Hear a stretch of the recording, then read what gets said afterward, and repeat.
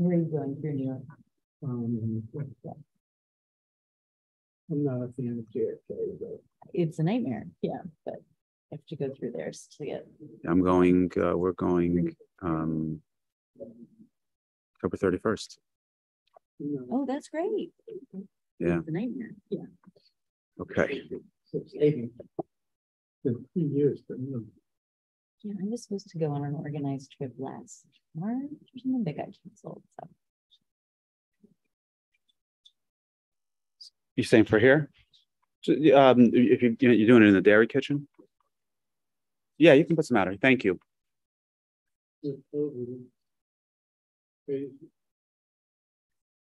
All right. So let's pick up. Brief recap. The question that the Alter Rebbe posed is, why is it that the menorah, the Chanukah menorah, is placed on the left with the mezuzah on the right? Why doesn't the Chanukah menorah also get a positioning on the right? As we know that right is always given precedent in Jewish practice. So why doesn't the menorah also get a position on the right? In order to answer this question, the Alter Rebbe will focus on an entirely different topic and eventually bring us back to the answer. So what is the topic under discussion? So we know that God created the world, as we will begin to read this week on Tuesday, on Simchas Torah. God created the world through speech. And God said, let there be light. And God said, let there be a firmament, and so on and so forth. All of these expressions of God spoke represents the idea that God created with speech. And that is consistent with the verse that says, B'dvar Hashem Shemayim Nasu, by the word of God, the heavens were made. However, we have a different verse. And that verse says that all that God desires, he did, which seems to indicate that God created through the power of desire. That desire alone, God's desire, which is not novel. The fact that God can create just wanting something is, God's all powerful. And if God says, I want, he gets. It happens, right? We have to, when we want something, we then have to begin a process, and we're not guaranteed success, but God is all powerful. And if he wants something, it comes into being. And yet, God chose to use, so we have these two verses, one that seems to indicate that God created through speech, and one that seems to indicate that God created through desire alone. So how do we reconcile these two? So the Alter Rebbe said that there's everything in life, everything in the created world, both the spiritual world and the physical world, has two components. It has the matter, the chomer, the substance, and it has tzura, it has the form. In this English translation, he calls the form its spiritual identity, which I think needs some unpacking. He says the spiritual identity is what shows up in the form. How I would frame it, perhaps, is that the purpose of the thing is identified in its form, which is consistent with the spiritual. And if we want to, for a moment, take it out of the godly conversation, we can call it ethereal, right? So everything has some functionality, and the functionality is functionality is essentially its purpose, right? A pencil is designed to write with. So therefore, it needs to be a certain shape. It needs to fit between your fingers. It needs to have certain components to it, right? If you took that same pencil and you turned it into a ball, it wouldn't, even if you somehow or other got the lead sticking out at a point, it wouldn't really serve the same purpose, right? So a pencil has a purpose. Its purpose is to write. That's its ethereal component. It's intangible. Its purpose is intangible, especially when we talk about the function of, in the godly conversation, everything has a divine purpose. So its divine purpose is manifest in its functionality. Its functionality is the component of it that is intangible. The tangible part is the matter of it. Now, the matter was created by God's speech, because God's speech alone is matter, right? It's already substantive. So the substance of speech creates the substance that is created. On every level, because God's speech is not, human speech you can measure the sound waves, right? I don't know that you can do much more in terms of breaking down, capturing and dissecting speech, but you can definitely capture sound waves, which again means that there's something tangible about it. God's speech is not tangible in that way. We only use speech in reference to God because it makes sense to us. It's something we can comprehend, but God doesn't speak the way we speak. And every other component of God is not as we experience it. It's just there as the Talmud says, that the Torah speaks in the language of the human, so that we could have some notion of what God did. But speech fundamentally is about communication. So in that regard, God communicated exactly how God communicated. If you were standing at Sinai and you remember how that experience was, you would know what that is. But the point is that God communicated. Okay, so that creates the substance, because speech is substantive and therefore creates substance. Desire is intangible.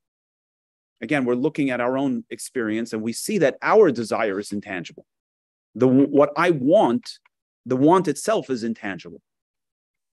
And since the want itself is intangible, so what comes from that want, what comes into being from that want, from that desire, is also intangible. And in fact, the wanting is the form of the substance that I'm engaging with. Let's take a silly example. Right? We have bagels, right? You say, I want a bagel today. What do you want your bagel to look like? You want it to be round, and you want it sliced, and you want cream cheese in it, and lox and tomatoes, and whatever else you want in your bagel, right? If I brought you a bagel, if I took that same bagel and I put it in a blender and gave it to you in a cup, you'd say, no, I don't want that. That's not the bagel I was looking for. It's all the same components, right? It's all the same matter. No, and not only that, but okay, we're not going to get too into this conversation, but even if I turn the bagel into a square, doesn't have the same feeling to it. For whatever reason, but it doesn't have the same feeling. And if I put the lox on top of the bagel instead of in the middle of the bagel and gave you a pair of gloves, it still wouldn't serve its purpose, right? Because you have a certain notion of your desire is to eat a bagel that looks like this and that and is shaped this way. And that desire is intangible. It manifests itself in the substance, but it's intangible. Want to say something? Oh, no, it's just things pop. Okay, so from God's desire, the form of everything comes into being.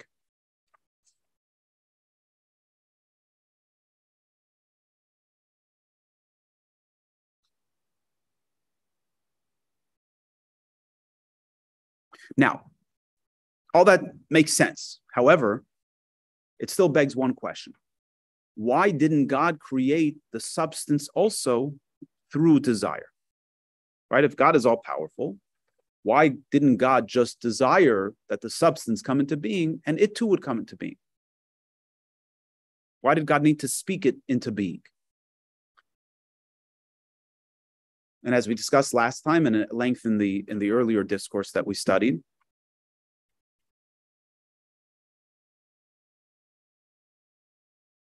the purpose of creation is for us to enter into a relationship with God.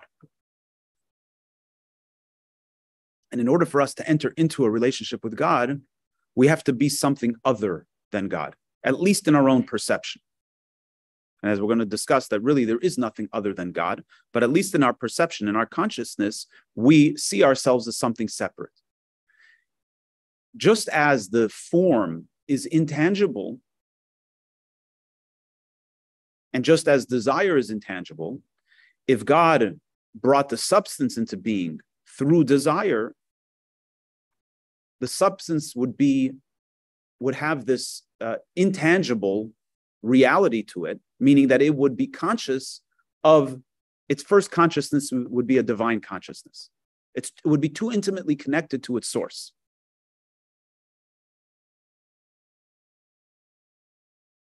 Just like a child, right? A child in early life, especially as an infant, they only know themselves because of their caretaker, their parent. They don't have any self-awareness because their whole identity is wrapped up in this being that's looking at them and smiling at them and feeding them and tending to them, that's their consciousness. They don't have any other consciousness. And therefore, the child is completely dependent on their caretaker, on their parent. It's only later on, as the child begins to develop a self-awareness, that the child can then choose to take care of themselves and begins to have its own desires and its own wants, and now begins to struggle with choice and so on and so forth. It's not even, the infant is not even defined by good and bad. That's not even part of the conversation, because there is only a singular consciousness. So I'm giving this by way of analogy to imagine what we would be like, right? We may be in a physical world. We may actually be substantive. We could even be shaped like human beings, but our only consciousness would be a divine consciousness, because the coming into being of this substance would be completely wrapped up in its source, which is desire, which is intangible. Does this make sense?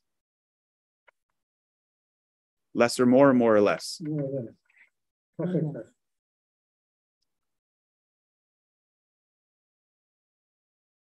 Let's learn a little further in the discourse. That's where we got up to last time. And I think it'll crystallize as we move through it.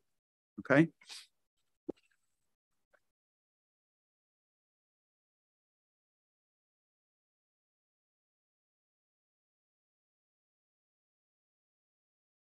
Okay, I think we're on top of what's here called 3 of 10.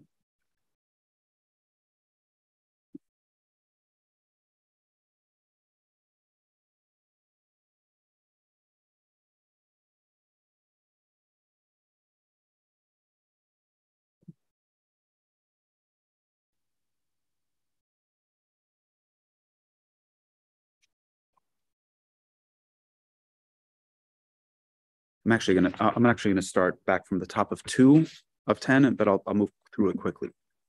This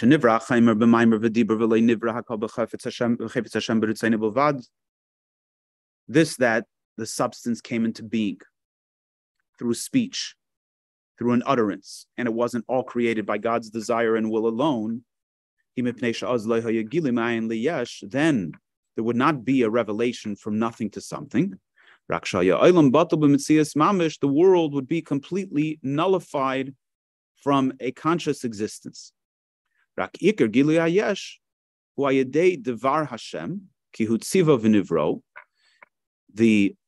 consciousness of the created being comes about through the word of God. As the verse says, He commanded, and it came into, and it was created. Why does the Torah use, why does the psalmist use command? What's the nature of a command? Who commands? In a classic historical context, who makes a command? A king. A king commands. And God being king, as the verse says, your kingdom is the kingdom of all the worlds. And ein melech beloy am, there is no king without a people, which I'll explain in a moment. The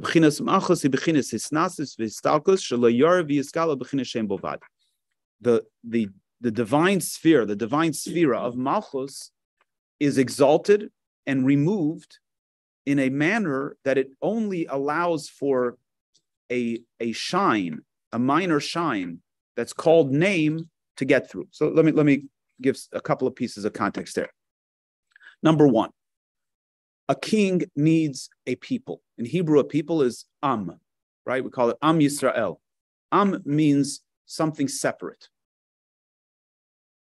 A king needs to have people that are separate from him or her or a queen in order to rule over them, right? You can't rule over your own family because they're too intimately connected.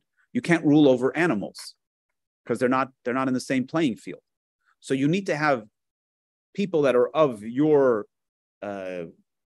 makeup, but there's something separate. Now God is everything. So how does God create beings that at least in the consciousness of the beings see themselves as something separate. So if the definition of being a king over people means that those people need to be something separate, so the mechanism to bring these beings into their own consciousness comes through the attribute of kingship. What is the attribute of kingship? So we know there are 10 sefirot. The first 3 are intellectual, chachma, bina, das, wisdom, understanding, and knowledge. And then the lower 7 are emotional characteristics: kindness, discipline, compassion, humility, bonding, endurance, and kingship.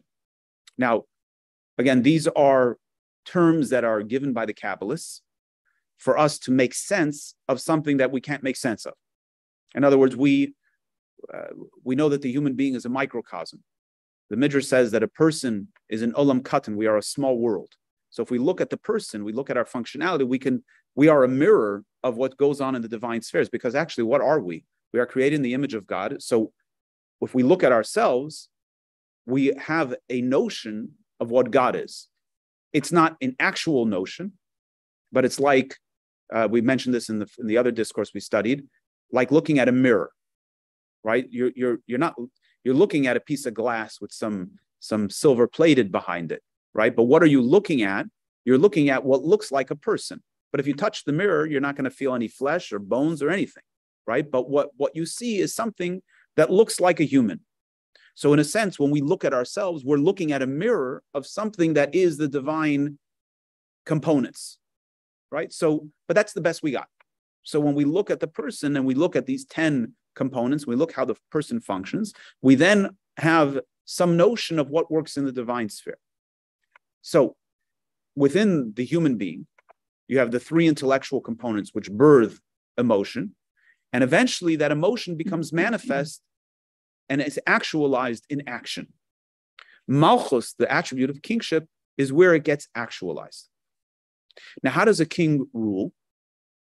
King rules with his mouth. The power of the king is the power of speech. King is not necessarily strong. And even if he's strong, he needs to command the army to go or his advisors or whatever else he has surrounding him to go and execute whatever it is that he wants. So the king's power is the power of speech, which is when people don't want to listen anymore to the king's speech and stage a rebellion, the king loses his power. It doesn't matter how strong he is, right? As soon as the people don't want to obey the king anymore, his speech is pointless. So his power is the power of speech.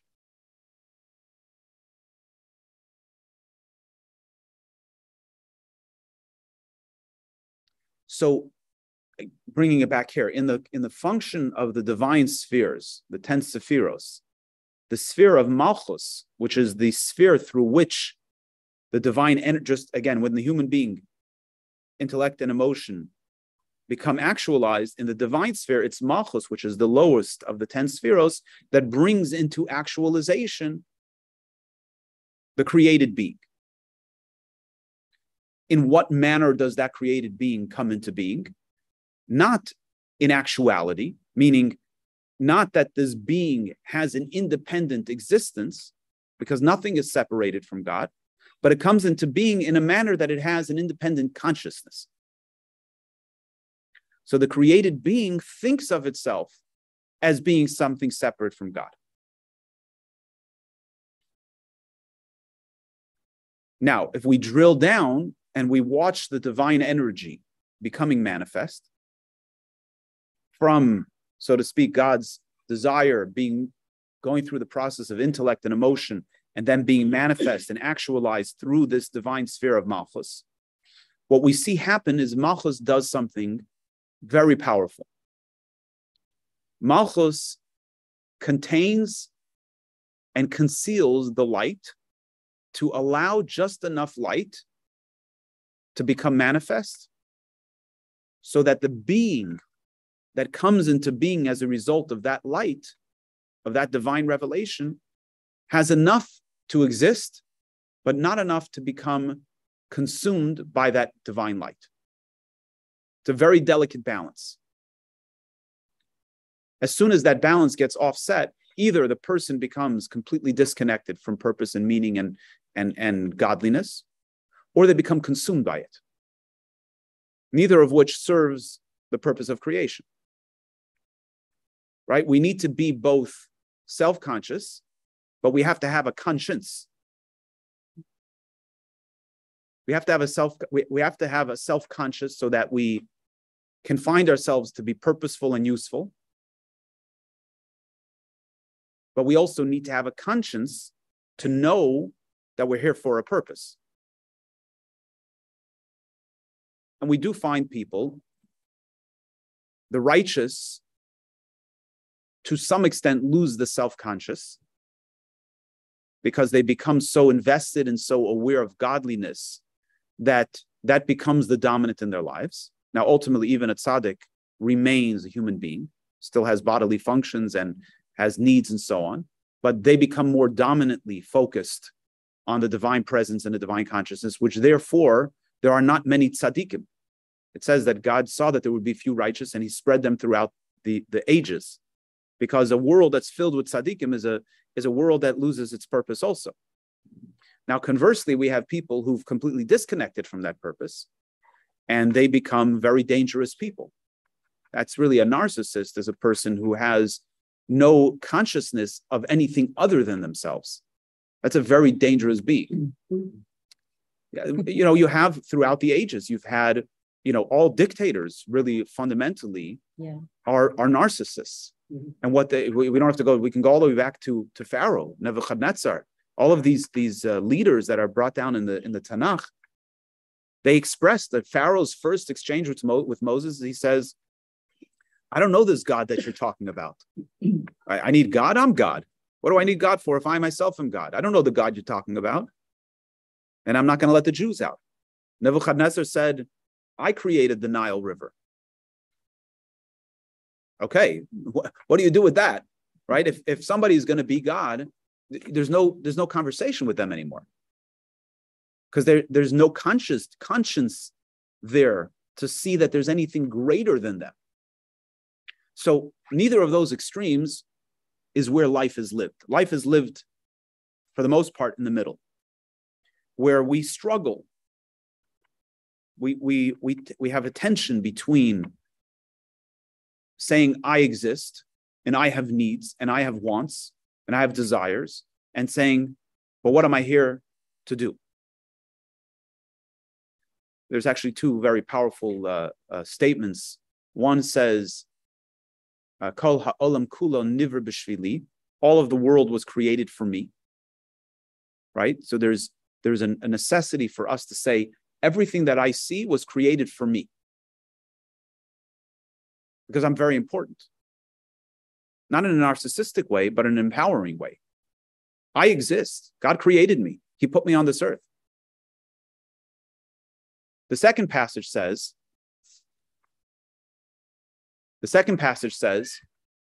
Ani nivresi l'shamash eskaini. I was created to serve my Creator.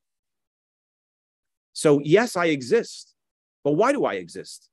Not for myself. I exist for something bigger than me. And we live in that balance. It's in that balance that purpose in life is actualized. So Malchus is the transition point where this divine light moves through this process that allows for this being to come into a state of consciousness that lives in that balance, or at least lives in those boundaries of that tension, that they can struggle between my needs and my purpose, my needs and my purpose, my consciousness and a divine consciousness. This light, I think this will be very enlightening, This will be very enlightening, that this light that transitions through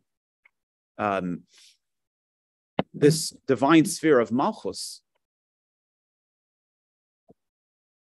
is called shame, name. Shame in Hebrew, name in English.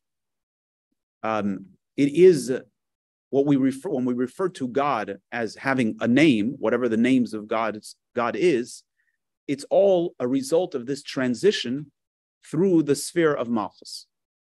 Why? Because what is a name? An individual makes you your own person. It makes you your own person, but is it everything? Is it you? Is your name you? It's not. You can have a different name. Now, you happen to have a particular name, so therefore you identify, and your identity is wrapped up in that name. But if you had a different name, you would still be, right? So a name is an important access point, but it's not the whole thing. In fact, it's almost nothing. It's important and unimportant at the same time. It parallels the idea that we are important and unimportant at the same time. We're important because God brought us into being, but that's where our importance ends. Well, that's not really true. That's where our importance begins, that God brought us into being, and we are here. Our independent existence is unimportant. It's what we do with our purpose that makes it significant. So it's God's, and in relation to our divine consciousness, the name of God is an indicator. It brings us a certain amount of awareness, but it doesn't overwhelm us with the substance. Right? Just like, in a sense, if everything that was you was exposed, right? All your emotions, all your thoughts, you have some people that don't have filters, right? They just, whatever is on their heart, on their mind just comes out. They're very difficult to be around. They're very overwhelming. Everybody needs filters. And that's a human being who's exposing their beingness, right? Let alone God. If God were to expose his essence, we would cease to function independently. We wouldn't have our own consciousness. So that's why people have names as a metaphor to give an access to that person, but not to overwhelm us in that relationship. So Malchus, this divine sphere of Malchus, is the transition point which allows for a being to come into a state of consciousness where it, on the one hand, sees itself as something independent, but can also have an awareness of God, and therefore can choose to serve God. Just like a name is both an access point, but not in a manner that overwhelms the one who's calling by name.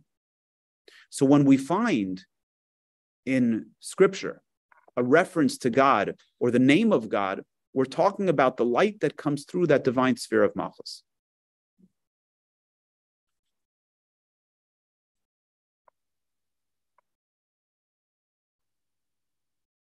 And this is the meaning of the verse in Psalms. V'zel yahalalu Hashem Hashem. It says, praise the name of Hashem.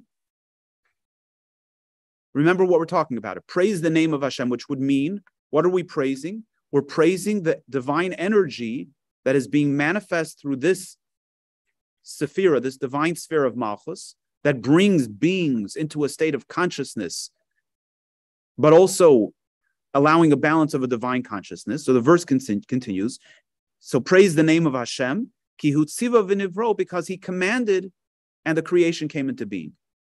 In other words, it is because that God manifested himself through his name that we can now have the potential of a king commanding and something created come into being in a manner that creation has this delicate balance.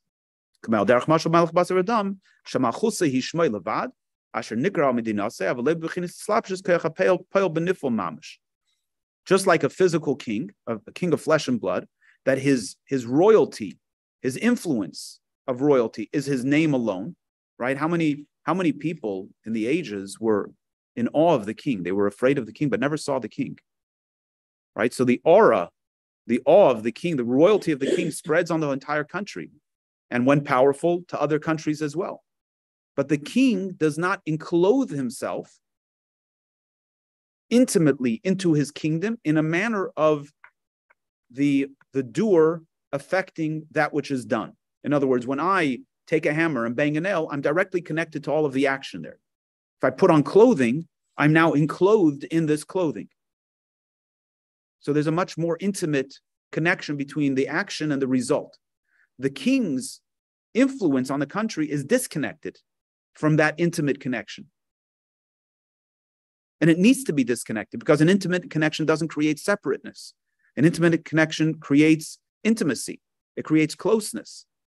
And the closer we are, the less we see ourselves as something different. So the king's aura, the influence of the king spreads on the country. Again, a literal physical king of flesh and blood, the influence spreads on the country, but not in a manner of intimacy. And not only that, but what is the manner in which, how does God actually, now the reality is when we look at our created world, we have a lot of God manifestation that's in a very intimate way, right? Because you have all these created things that can't exist unless God is completely present there. You know, if you put on the infrared, right, the godly infrared, you would see divine energy energizing everything, or the blue lights, right? You know, if you saw the blue lights, you'd see the divine energy energizing everything. Well, that's pretty intimate. Why doesn't everything lose its consciousness? The answer is because the method in which that divine energy becomes manifest in the physical being goes through a process of hishtalshelus, of the chain of creation, from the word shalshelet, which means a chain. There's a chain, there's a linkage from one level to the next that ultimately manifests itself in the physical beings. That component is intimate, but it's so concealed, it's so diluted in a sense that even though the divine energy energizes the physical beings, there is no, the intimacy isn't there. And since the intimacy isn't there, the beings can exist independently, again, in their own consciousness, and therefore can function even though they're energized by God. What is the energy? How does that energy come down to them? So here he tells us something very interesting. So there are in the heavenly mechanism, there are 70 officers. You might call them 70 primary angels. Sar Shomayim, the officer of water, Sar Shel Eish, the officer of fire, and so on. Shehem Mishmarei Ha'efanim. Where do these officers come from? So this is a fascinating idea. So what is waste? You eat food, right? And your body takes the good and uses that as nourishment, and it expels the stuff that's not necessary. Now, spiritually, we're taught that the angels also have waste, right? They take the divine energy in, and the part of the divine energy that energizes them, they use, and then they expel the rest of the divine energy. So where does the waste go? So it says the waste of these angels, of these 70 archetype angels, trickles down through the evolution, the chain of creation, and brings physical things into being. Okay?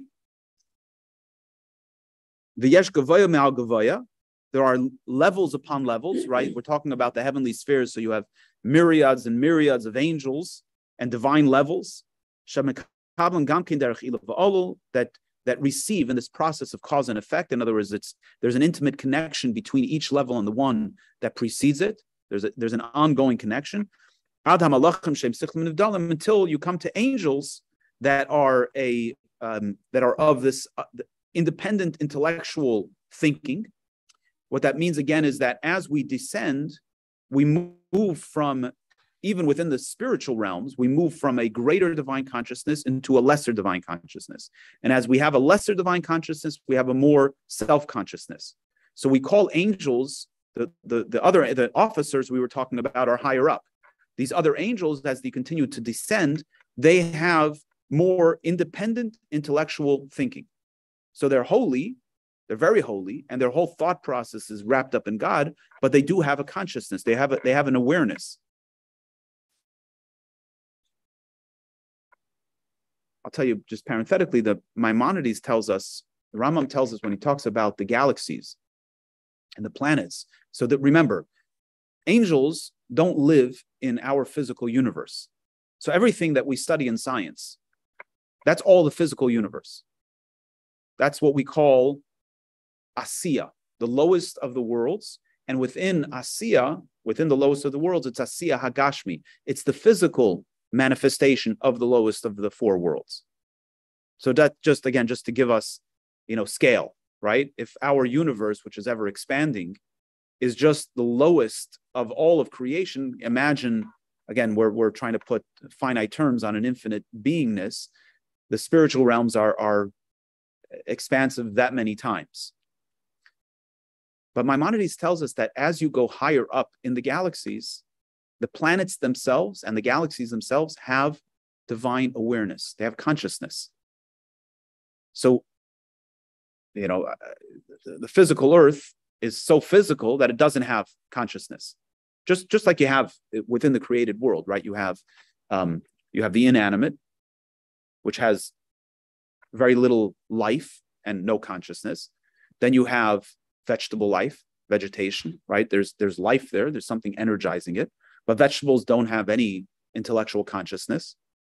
There's no self-awareness. We wouldn't even say that vegetables have instinct, right? They're just pre-programmed. Then you have animals and that whole, birds and fish and insects and so on. And there is a consciousness there. There's not necessarily self-awareness. There's a consciousness there. And there's usually a greater amount of energy, life energy in them, right? And then you have humans, which have energy and a consciousness and the capacity to choose. So if that's true in the physical world, we now go up outside. If that's true about Earth, then we begin to expand into the galaxies. And the higher we go up in the galaxies, just like we see that there's a gravitational pull here, but there isn't in other spheres. There are certain, the big thing they're trying to figure out is if there's water on other planets, right? There's as we go higher, things change. And as they change, they become, in a sense, more ethereal. We went not long ago down the block over here to Illuminarium. Have you ever been? Oh, yeah. Did you do the space one? I did the Van Gogh. Van Gogh, I heard about that. Van Gogh, yeah. So it was fascinating. The space one, when you go out, however many thousands or millions of light years away, and then they have these big gas light clouds, right? That they themselves are however many millions of light years wide and long and so on. I mean, it's a fascinating thing, right? But what is that? Can't touch it, right? It's gases, but if you were there, I mean, I don't know what it would feel like if you touched it, but you got this energy of light that has this unbelievable power to it, right? And it's all the way out there. So we imagine as we go higher, there's a greater awareness, there's a greater consciousness. And this is what Maimonides tells us. So when we talk about angels, right, as we're going the other direction now, as we begin to get lower, there is a greater self-consciousness, because the more divine consciousness, the less self-consciousness. The less divine consciousness, the more the self-consciousness. So we're coming down, as the divine light begins to get diminished, the beingness becomes more self-aware. If we're going up, the higher we get to God, the less we're self-aware, the more we're aware of God. So ultimately, the fact that we become more aware doesn't change the fact that the divine presence is here as it is up there. The difference is the concealment to our consciousness. Right? Sometimes something clicks for us. We suddenly get an awareness. Oh, right? You hear something, you experience something, and something clicks for you. You're in the same space, you're with the same people, but something changed for you. You had a certain awareness that you didn't have before. And when you have that awareness, the whole world changes. I mean, depends what the awareness is. Sometimes we have these epiphanies, right? That's why you have an epiphany and something changes about your life. You have a transformation. You're the same person. You're the same body, same person, same relationship, same physical space, but something's changed. You suddenly have a different consciousness. I'll play this out in a little bit of a funny kind of way. as a child, and I think even as an adult, sometimes we think of heaven as being up there, right? It's that way, right? Or the Garden of Eden being, in some other place. But it's all right here. It's all totally present. Sometimes when people lose loved ones, they try to identify, like, where is my loved one? And they're out there somewhere. Are they thinking about me? A simple shift is they're not out there, they're right here, because everything is right here. It's all right here. We just don't have the frequency tuned to where we can see it. But because it's not physical, it doesn't have a physical space, doesn't have another home. Its home is right here. We're just not tuned into that. And to some extent, we can't be tuned into it, but to some extent we can. We can change our frequency. We can change our divine consciousness through study, through prayer, through repetitive kind of practice that refines us, intentionality of plugging in and focusing on purpose and meaning and those important things in our lives. So as we do that, we become a little bit more refined and a little bit more in tune. We become more sensitive to others. We become more sensitive to our own purpose. But we didn't go anywhere. We stayed in the same place. We just changed our frequency. Again, the point being is that we can understand through all of these discussions that God can be totally present and energizing every physical being on this earth, but the physical being doesn't have a divine consciousness. And that's not a contradiction to the fact that God is energizing it in an intimate way. But that intimacy from God's vantage point, because God created these beings in a manner through speech. So therefore, these beings see themselves as something separate, and therefore they don't have a divine consciousness. And they could operate independently of that.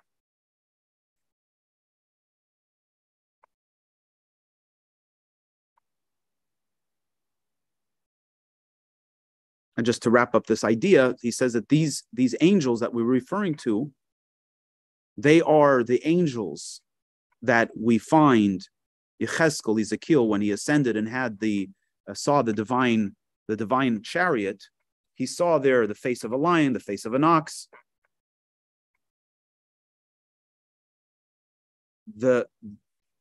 Those angels themselves, they themselves are created. They're created beings, even though they're part of the divine chariot, but they're also created beings.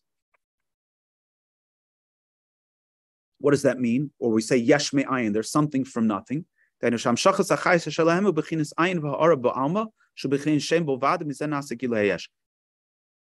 energizes them? What energizes these angels in the divine chariot?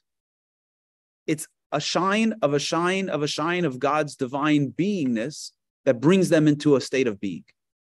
It's the name of God that brings them into being. Not God himself, well, of course it's God himself, but it's God as he's manifest through his name. So even these beings even these angels that are on the divine chariot are also manifest only through this process of concealment. So anything that sees itself in any way independent from God, even if its entire purpose is there to serve, has to come about through this process of God's name. Yes. Who? It's okay.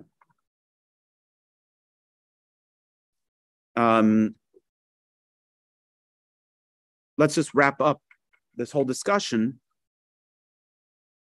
And he tells us like this.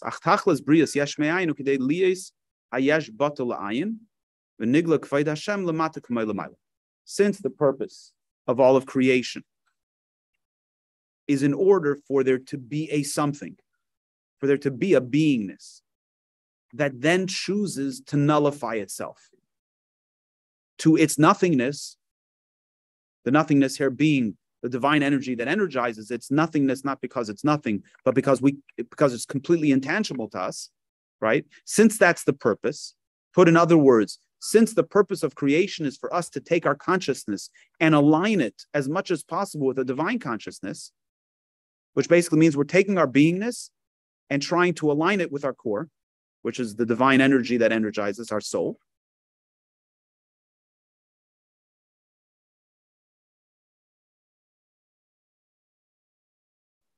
And so that the divine light is revealed below like it is above.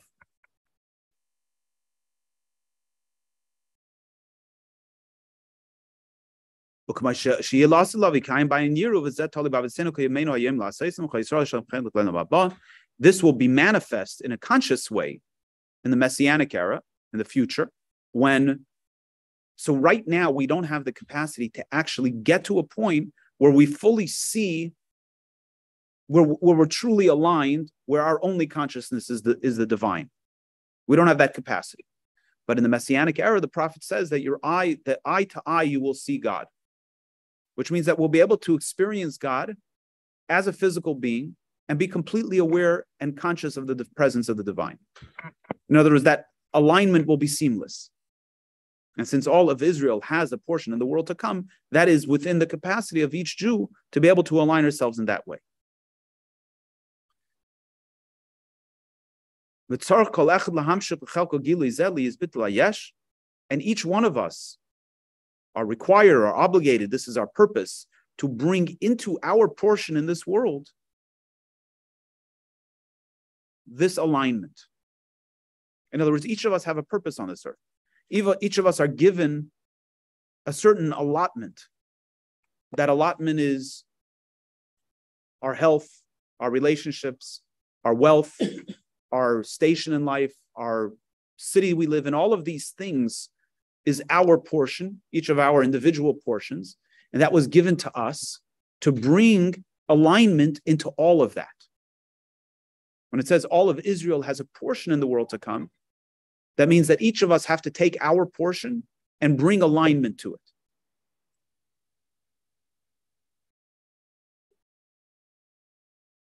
How do we do that? We do that through contemplation and meditation about the greatness of God. And I'm gonna stop here, but he's gonna now explain. So we've established that God is not affected by creation, we're affected by creation. In other words, God is as present here as he was before creation. What's changed is our consciousness. When we continue next week, we're going to elaborate on that. What does that mean that God is not affected? How is God not affected? What does that mean that God created an entire universe, an entire world, and look at the world's come into being. So how is God not affected by that? So that's going to be our discussion for next time. Any questions?